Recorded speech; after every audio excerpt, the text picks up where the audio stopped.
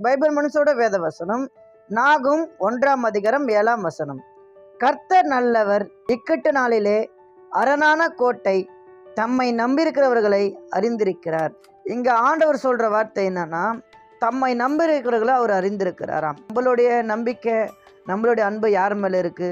கர்த்தருடைய கிட்ட நம்ம போக சொல்ல எல்லா வித காரியத்திலும் நம்மளுக்கு ஜெயமா மாத்துவார். பிரச்சனைகள்ல ஆண்டவர் உங்களை விடுவித்து கொண்டு வந்திருக்காரு இல்லையா? நம்ம கூட இருக்கிறேன்னு சொல்லுவாங்க, அவங்களாம் நம்மளை கைவிட்டு போயிடுவாங்க.